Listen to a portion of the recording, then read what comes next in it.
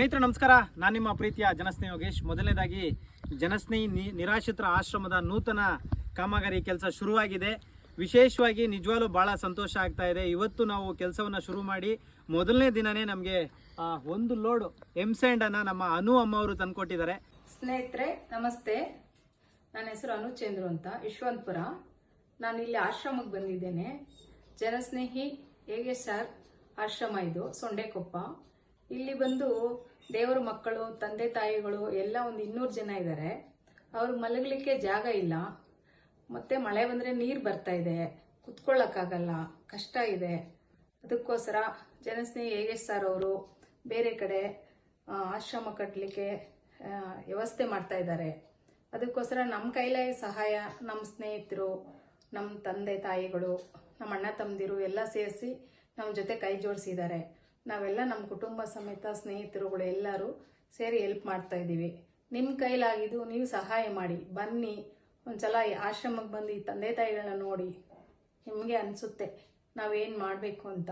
ಹಾಗಾಗಿ ನಾನು ಕೇಳ್ಕೊಳ್ತಾ ಇದ್ದೀನಿ, ಪ್ರತಿಯೊಬ್ಬರು ನಿಮ್ಮ ಕೈಲಿ ಏನು ಸಹಾಯ ಆಗುತ್ತೋ ಅದು ಹೆಲ್ಪ್ ಮಾಡಿ.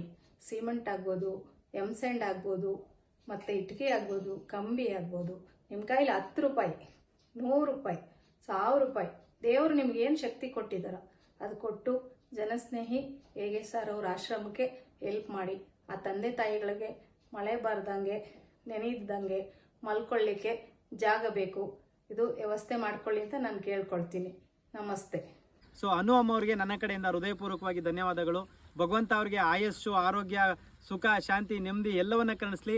ನಮ್ಮ ಒಂದು ಜನಸ್ನೇಹಿ ನಿರಾಶ್ರಿತರ ಆಶ್ರಮದಲ್ಲಿರ್ತಕ್ಕಂಥ ದೇವ್ರ ಮಕ್ಕಳ ಆಶೀರ್ವಾದ ಅವ್ರಿಗೆ ಸಿಗಲಿ.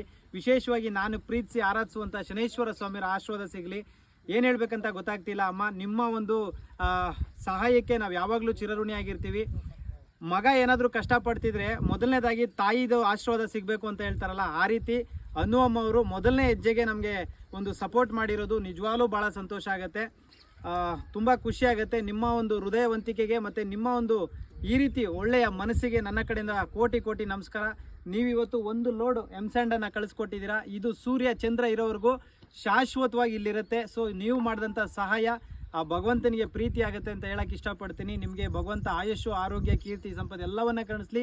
ನಿಮ್ಮ ಕುಟುಂಬ 100 ವರ್ಷ ಚೆನ್ನಾಗಿರಲಿ ಅಂತ ಮನಸ್ಫೂರ್ತಿಯಾಗಿ ಬೇಡ್ಕೊಳ್ತೀನಿ. ಹಾಗೆ ನಮ್ಮ ಇಂಜಿನಿಯರ್ ಸಾಹೇಬ್ರು ಇದ್ದಾರೆ. ಸೊ ಅನು ಅಮ್ಮ ಅವರು ಇವತ್ತು ಮೊದಲನೇ ಹೆಜ್ಜೆ ನಮ್ಮದು ನಿರಾಶ್ರಿತರ ಆಶ್ರಮಕ್ಕೆ ಅನು ಅಮ್ಮ ಅವರು ಈ ಒಂದು ಸಹಾಯವನ್ನು ಮಾಡಿದ್ದಾರೆ. ಸೊ ನೀವು ಏನು ಹೇಳಕ್ಕೆ ಇಷ್ಟಪಡ್ತೀರ ಅವ್ರಿಗೆ? ತುಂಬ ಥ್ಯಾಂಕ್ಸ್ ಮೇಡಮ್. ಇದೇ ಥರ ಬೇರೆ ಕೆಲವರು ಅದೇ ರೀತಿ ಕಳಿಸ್ತಾ ಇದ್ರೆ ನಮಗಿನ್ನೂ ಸಹಾಯ ಆಗುತ್ತೆ ಕಟ್ಟೋದಕ್ಕೆ. ಆದಷ್ಟು ಬೇಗ ಎಲ್ಲ ಜನರಿಗೂ ಹೇಳೋದಿಷ್ಟೇ, ಆದಷ್ಟು ಬೇಗ ನಿಮ್ಮ ಸಹಕಾರ ಒಂದು ನಮಗೆ ಕೊಟ್ಟರೆ ನಾವು ಕನ್ಸ್ಟ್ರಕ್ಷನ್ ಮಾಡೋದಕ್ಕೆ ಈಸಿ ಆಗಿಬಿಡುತ್ತೆ. Thank you so much. ಇವಾಗಲೂ ಎಲ್ಲರ ಹತ್ರ ರಿಕ್ವೆಸ್ಟ್ ಮಾಡ್ಕೊಳ್ಳೋದು ಏನಪ್ಪ ಅಂದರೆ, ಇಟ್ಟಿಗೆ ಆಗಿರ್ಬೋದು, ಮಳ್ಳಾಗಿರ್ಬೋದು, ಜಲ್ಲಿ ಆಗಿರ್ಬೋದು, ದಯವಿಟ್ಟು ನಿಮ್ಮ ಕೈಲಾದಷ್ಟು ದಯವಿಟ್ಟು ತಲುಪಿಸಿ. ಕುಡಿದು ತಿಂದು ಸಿಗರೇಟ್ ಸೇದಿ ಎಣ್ಣೆ ಹೊಡೆದು ಲಕ್ಷಾಂತರ ರೂಪಾಯಿ, ಸಾವಿರಾರು ರೂಪಾಯಿ ದುಡ್ಡನ್ನ ವೇಸ್ಟ್ ಮಾಡೋ ಬದಲು ಕೇವಲ ಒಂದು ಸಿಗರೇಟ್ ದುಡ್ಡು, ಏನಣ್ಣ, ಒಂದೇ ಒಂದು ಸಿಗರೇಟ್ ಹೊಡೆಯೋ ದುಡ್ಡನ್ನು ಒಂದು ಇಟ್ಟಿಗೆ ಕೊಡಿಸಿದ್ರೆ ಸಾಕು. ಒಂದೇ ಒಂದು ಸಿಗರೇಟ್ ಹೊಡೆಯೋ ದುಡ್ಡಲ್ಲಿ ಒಂದು ಇಟ್ಟಿಗೆ ಬರುತ್ತೆ. ಸೊ ಒಂದು ಇಟ್ಟಿಗೆ ಕೊಡಿಸಿದ್ರು ಇಲ್ಲಿ ಸಾವಿರಾರು ಜನ ಮಲ್ಗೋದಕ್ಕೊಂದು ದಾರಿ ಆಗುತ್ತೆ.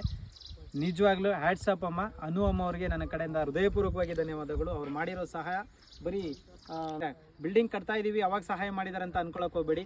ನಮ್ಮ ಜಾಗದ ಸಮಸ್ಯೆ ಆದಾಗಲೂ ಕೂಡ ಅವ್ರು ಸಹಾಯ ಮಾಡಿದರು. ನಿಮ್ಮ ಪ್ರೀತಿ, ವಿಶ್ವಾಸ, ನಿಮ್ಮ ಪ್ರೀತಿನ ಯಾವಾಗಲೂ ಇದೇ ರೀತಿ ನಾವು ಉಳಿಸ್ಕೊಳ್ಳೋಕೆ ಇಷ್ಟಪಡ್ತೀವಿ. ಶನೇಶ್ವರ ಸ್ವಾಮಿ ಒಳ್ಳೇದು ಮಾಡಲಿ. ನಮಸ್ಕಾರ.